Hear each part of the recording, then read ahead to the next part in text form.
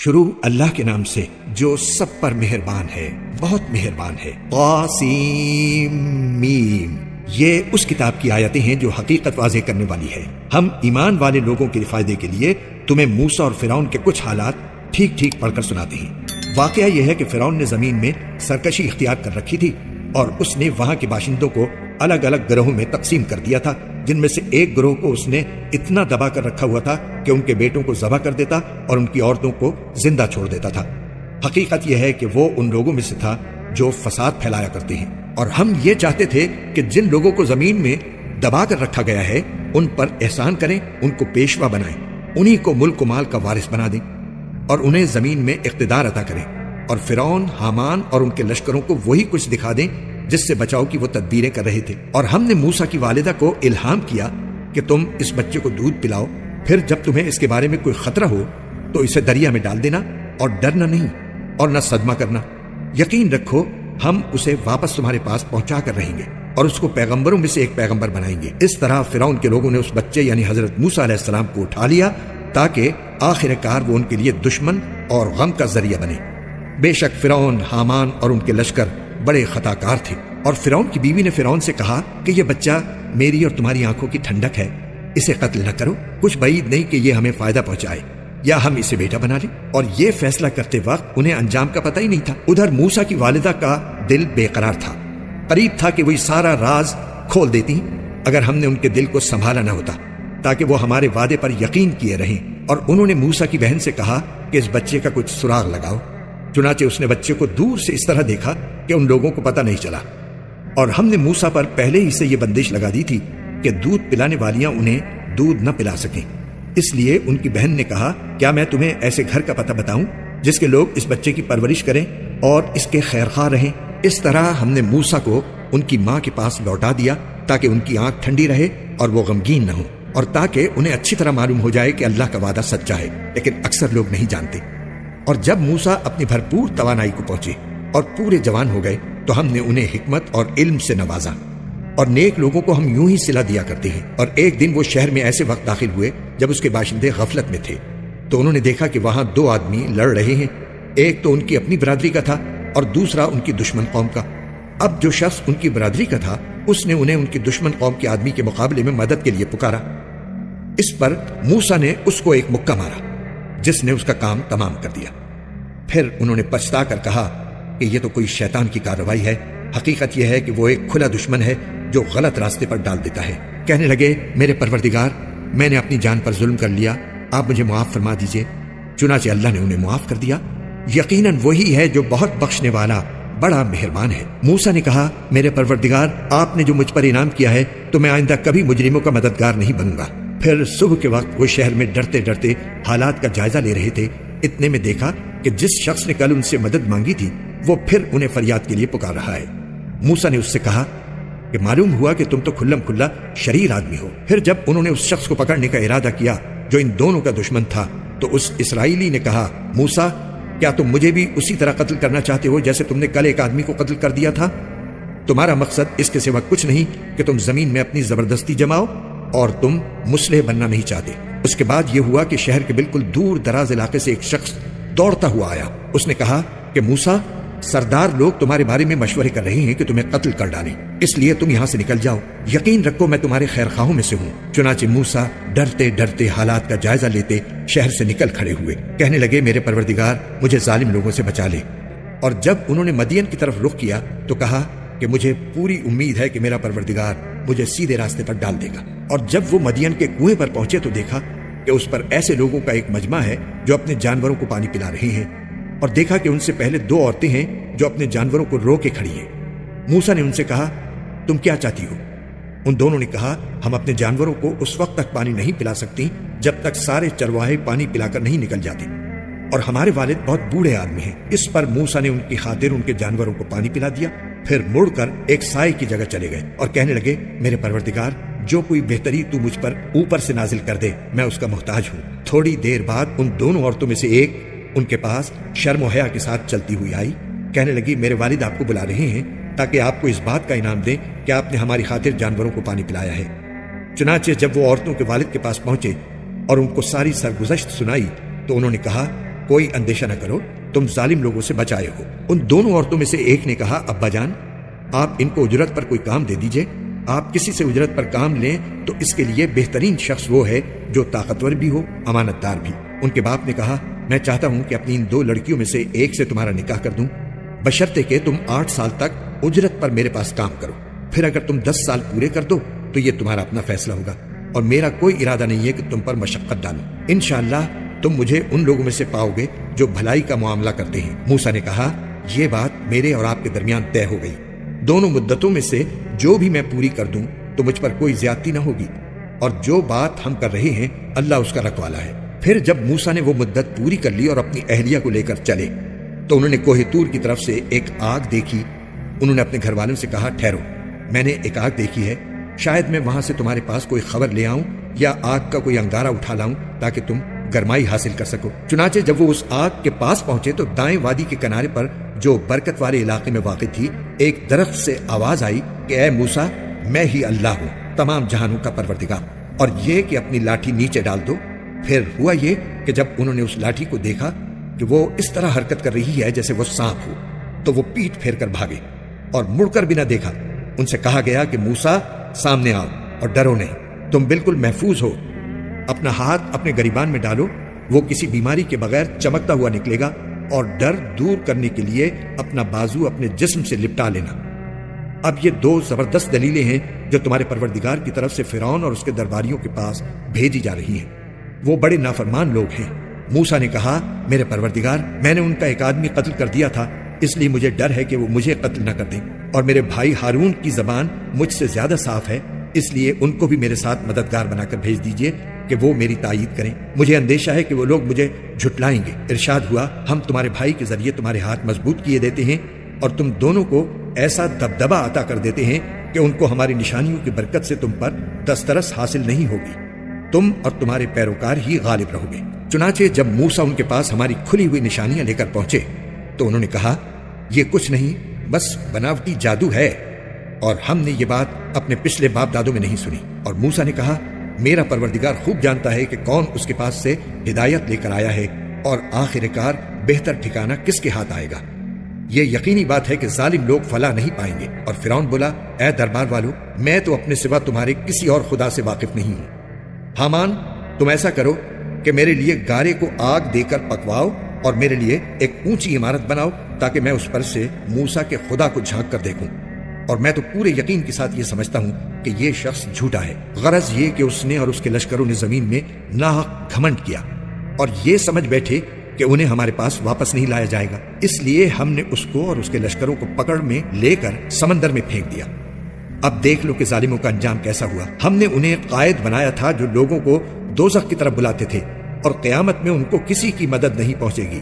دنیا میں ہم نے لعنت ان کے پیچھے لگا دی ہے، اور قیامت کے دن وہ ان لوگوں میں شامل ہوں گے جن کی بری حالت ہونے والی ہے۔ ہم نے پچھلی امتوں کو ہلاک کرنے کے بعد موسیٰ کو ایسی کتاب دی تھی جو لوگوں کے لیے بصیرت کی باتوں پر مشتمل اور سراپا ہدایت و رحمت تھی تاکہ وہ نصیحت حاصل کریں۔ اور اے پیغمبر، تم اس وقت کوہ طور کی مغربی جانب موجود نہیں تھے جب ہم نے موسیٰ کو احکام سپرد کیے تھے، اور نہ تم ان لوگوں میں سے تھے جو اس کا مشاہدہ کر رہے ہوں، بلکہ ان کے بعد ہم نے بہت سی نسلیں پیدا کی جن پر طویل زمانہ گزر گیا، اور تم مدین کے بسنے والوں کے درمیان بھی مقیم نہیں تھے کہ ان کو ہماری آیتیں پڑھ کر سناتے ہو، بلکہ تمہیں رسول بنانے والے ہم ہیں۔ اور نہ تم اس وقت طور کے کنارے موجود تھے جب ہم نے موسیٰ کو پکارا تھا، بلکہ یہ تمہارے رب کی رحمت ہے کہ تمہیں وحی کے ذریعے یہ باتیں بتائی جا رہی ہیں تاکہ تم اس قوم کو خبردار کرو جس کے پاس تم سے پہلے کوئی خبردار کرنے والا نہیں آیا، شاید وہ نصیحت قبول کر لیں، اور تاکہ جب ان لوگوں پر ان کے ہاتھوں کے کرتوت کی وجہ سے کوئی مصیبت آئے تو وہ یہ نہ کہہ سکیں کہ ہمارے پروردگار، آپ نے ہمارے پاس کوئی رسول کیوں نہیں بھیجا کہ ہم آپ کی آیتوں کی پیروی کرتے اور ایمان والوں میں ہم بھی شامل ہو جاتے۔ پھر جب ان کے پاس ہماری طرف سے حق آ گیا تو کہنے لگے کہ اس پیغمبر کو اس جیسی چیز کیوں نہیں دی گئی جیسی موسیٰ علیہ السلام کو دی گئی تھی، حالانکہ جو چیز موسیٰ کو دی گئی تھی کیا انہوں نے پہلے ہی اس کا انکار نہیں کر دیا تھا؟ انہوں نے کہا تھا کہ یہ دونوں جادو ہیں جو ایک دوسرے کی تائید کرتے ہیں، اور ہم ان میں سے ہر ایک کے منکر ہیں۔ ان سے کہو، اچھا اگر تم سچے ہو تو اللہ کے پاس سے کوئی اور ایسی کتاب لے آؤ جو ان دونوں سے زیادہ ہدایت پر مشتمل ہو، میں اس کی اتباع کر لوں گا۔ پھر اگر یہ تمہاری فرمائش پوری نہ کریں تو سمجھ لو کہ در حقیقت یہ لوگ اپنی خواہشات کے پیچھے چل رہے ہیں۔ اور اس سے زیادہ گمراہ کون ہوگا جو اللہ کی طرف سے آئی ہوئی ہدایت کے بغیر بس اپنی خواہش کے پیچھے چلے۔ بے شک اللہ ظالم لوگوں کو ہدایت نہیں دیتا۔ اور واقعہ یہ ہے کہ ہم ان کے فائدے کے لیے ایک کے بعد ایک نصیحت کی بات بھیجتے رہے ہیں تاکہ وہ متنبہ ہوں۔ جن کو ہم نے قرآن سے پہلے آسمانی کتابیں دی ہیں وہ اس قرآن پر ایمان لاتے ہیں، اور جب وہ ان کو پڑھ کر سنایا جاتا ہے تو کہتے ہیں کہ ہم اس پر ایمان لائے، یقیناً یہ برحق کلام ہے جو ہمارے پروردگار کی طرف سے آیا ہے، ہم تو اس سے پہلے بھی اسے مانتے تھے۔ ایسے لوگوں کو ان کا ثواب دوہرا دیا جائے گا کیونکہ انہوں نے صبر سے کام لیا اور وہ نیکی سے برائی کا دفعہ کرتے ہیں، اور ہم نے جو کچھ ان کو دیا ہے اس میں سے اللہ کے راستے میں خرچ کرتے ہیں۔ اور جب وہ کوئی بیہودہ بات سنتے ہیں تو اسے ٹال جاتے ہیں اور کہتے ہیں کہ ہمارے لیے ہمارے اعمال ہیں اور تمہارے لیے تمہارے اعمال، ہم تمہیں سلام کرتے ہیں۔ ہم نادان لوگوں سے الجھنا نہیں چاہتے۔ اے پیغمبر، حقیقت یہ ہے کہ تم جس کو خود چاہو ہدایت تک نہیں پہنچا سکتے، بلکہ اللہ جس کو چاہتا ہے ہدایت تک پہنچا دیتا ہے، اور ہدایت قبول کرنے والوں کو وہی خوب جانتا ہے۔ اور یہ لوگ کہتے ہیں کہ اگر ہم آپ کے ساتھ ہدایت کی پیروی کریں گے تو ہمیں اپنی زمین سے کوئی اچک کر لے جائے گا۔ بھلا کیا ہم نے ان کو اس حرم میں جگہ نہیں دے رکھی جو اتنا پرامن ہے کہ ہر قسم کے پھل اس کی طرف کھینچے چلے آتے ہیں، جو خاص ہماری طرف سے دیا ہوا رزق ہے، لیکن ان میں سے اکثر لوگ نہیں جانتے۔ اور کتنی ہی بستیاں وہ ہیں جو اپنی معیشت پر اتراتی تھیں، ہم نے ان کو تباہ کر ڈالا۔ اب وہ ان کی رہائش گاہیں تمہارے سامنے ہیں جو ان کے بعد تھوڑے عرصے کو چھوڑ کر کبھی آباد ہی نہ ہو سکے، اور ہم ہی تھے جو ان کے وارث بنے۔ اور تمہارا پروردگار ایسا نہیں ہے کہ وہ بستیاں یوں ہی ہلاک کر ڈالے جب تک اس نے ان بستیوں کے مرکزی مقام پر کوئی رسول نہ بھیجا ہو جو ان کو ہماری آیتیں پڑھ کر سنائے، اور ہم بستیوں کو اس وقت تک ہلاک کرنے والے نہیں ہیں جب تک ان کے باشندے ظالم نہ بن جائیں۔ اور تم کو جو کچھ بھی دیا گیا ہے وہ دنیاوی زندگی کی پونجی اور اس کی سجاوٹ ہے، اور جو کچھ اللہ کے پاس ہے وہ کہیں زیادہ بہتر اور کہیں زیادہ پائیدار ہے۔ کیا پھر بھی تم عقل سے کام نہیں لیتے؟ بھلا بتاؤ کہ جس شخص سے ہم نے اچھا سا وعدہ کر رکھا ہے اور وہ اس وعدے کو پا کر رہے گا، کیا وہ اس جیسا ہو سکتا ہے جسے ہم نے دنیاوی زندگی کی پونجی کے کچھ مزے دے دیے ہیں؟ پھر وہ ان لوگوں میں شامل ہونے والا ہے جو قیامت کے دن دھر لیے جائیں گے۔ اور وہ دن کبھی نہ بھولو جب اللہ ان لوگوں کو پکارے گا اور کہے گا، کہاں ہیں خدائی میں میرے وہ شریک جن کا تم دعویٰ کیا کرتے تھے، جن کے خلاف اللہ کی بات پوری ہو چکی ہوگی؟ وہ کہیں گے، اے ہمارے پروردگار، یہ لوگ جن کو ہم نے گمراہ کیا تھا ہم نے ان کو اسی طرح گمراہ کیا جیسے ہم خود گمراہ ہوئے۔ ہم آپ کے سامنے ان سے دستبردار ہوتے ہیں، یہ ہماری عبادت نہیں کرتے تھے۔ اور ان کافروں سے کہا جائے گا کہ پکارو ان کو جنہیں تم نے اللہ کا شریک بنا رکھا تھا، چنانچہ وہ ان کو پکاریں گے مگر وہ ان کو جواب نہیں دیں گے، اور یہ عذاب آنکھوں سے دیکھ لیں گے۔ کاش یہ ایسے ہوتے کہ ہدایت کو قبول کر لیتے۔ اور وہ دن بھی ہرگز نہ بھولو جب اللہ ان کو پکارے گا اور کہے گا، تم نے پیغمبروں کو کیا جواب دیا تھا؟ اس پر ساری باتیں جو یہ بنایا کرتے ہیں بے نشان ہو چکی ہوں گی، چنانچہ وہ آپس میں ایک دوسرے سے کچھ پوچھ بھی نہیں سکیں گے۔ البتہ جن لوگوں نے توبہ کر لی اور ایمان لے آئے اور نیک عمل کیے تو پوری امید ہے کہ وہ ان لوگوں میں شامل ہوں گے جنہیں فلاح حاصل ہوگی۔ اور تمہارا پروردگار جو چاہتا ہے پیدا کرتا ہے اور جو چاہتا ہے پسند کرتا ہے، ان کو کوئی اختیار نہیں ہے۔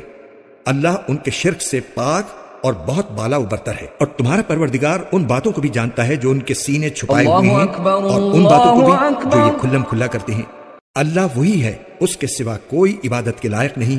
تعریف اسی کی ہے دنیا میں بھی اور آخرت میں بھی، اور حکم اسی کا چلتا ہے، اور اسی کی طرف تم سب واپس بھیجے جاؤ گے۔ اے پیغمبر، ان سے کہو ذرا یہ بتلاؤ کہ اگر اللہ تم پر رات کو ہمیشہ کے لیے قیامت تک مسلط رکھے تو اللہ کے سوا کون سا معبود ہے جو تمہارے پاس روشنی لے کر آئے؟ بھلا کیا تم سنتے نہیں ہو؟ کہو ذرا یہ بتلاؤ کہ اگر اللہ تم پر دن کو ہمیشہ کے لیے قیامت تک مسلط کر دے تو اللہ کے سوا کون سا معبود ہے جو تمہیں وہ رات لا کر دے دے جس میں تم سکون حاصل کر سکو؟ بھلا کیا تمہیں کچھ سجائی نہیں دیتا؟ یہ تو اسی نے اپنی رحمت سے تمہارے لیے رات بھی بنائی ہے اور دن بھی، تاکہ تم اس میں سکون حاصل کرو اور اس میں اللہ کا فضل تلاش کرو، اور تاکہ تم شکر ادا کرو۔ اور وہ دن نہ بھولو جب وہ ان مشرکوں کو پکارے گا اور کہے گا کہ کہاں ہیں خدائی میں میرے وہ شریک جن کا تم دعویٰ کیا کرتے تھے، اور ہم ہر امت میں سے ایک گواہی دینے والا نکال لائیں گے، پھر کہیں گے کہ لاؤ اپنی کوئی دلیل۔ اس وقت ان کو پتہ چل جائے گا کہ سچی بات اللہ ہی کی تھی، اور وہ ساری باتیں جو انہوں نے گھڑ رکھی تھی سب گم ہو کر رہ جائیں گی۔ قارون موسیٰ کی قوم کا ایک شخص تھا، پھر اس نے انہی پر زیادتی کی، اور ہم نے اسے اتنے خزانے دیے تھے کہ اس کی چابیاں طاقتور لوگوں کی ایک جماعت سے بھی مشکل سے اٹھتی تھیں۔ ایک وقت تھا جب اس کی قوم نے اس سے کہا کہ اتراؤ نہیں، اللہ اترانے والوں کو پسند نہیں کرتا، اور اللہ نے تمہیں جو کچھ دے رکھا ہے اس کے ذریعے آخرت والا گھر بنانے کی کوشش کرو، اور دنیا میں سے بھی اپنے حصے کو نظر انداز نہ کرو، اور جس طرح اللہ نے تم پر احسان کیا ہے تم بھی دوسروں پر احسان کرو، اور زمین میں فساد مچانے کی کوشش نہ کرو، یقین جانو اللہ فساد مچانے والوں کو پسند نہیں کرتا۔ کہنے لگا یہ سب کچھ تو مجھے خود اپنے علم کی وجہ سے ملا ہے، بھلا کیا اسے اتنا بھی علم نہیں تھا کہ اللہ نے اس سے پہلی نسلوں کے ایسے ایسے لوگوں کو ہلاک کر ڈالا تھا جو طاقت میں بھی اس سے زیادہ مضبوط تھے اور جن کی جمعیت بھی زیادہ تھی، اور مجرموں سے ان کے گناہوں کے بارے میں پوچھا بھی نہیں جاتا۔ پھر ایک دن وہ اپنی قوم کے سامنے اپنی آن بان کے ساتھ نکلا۔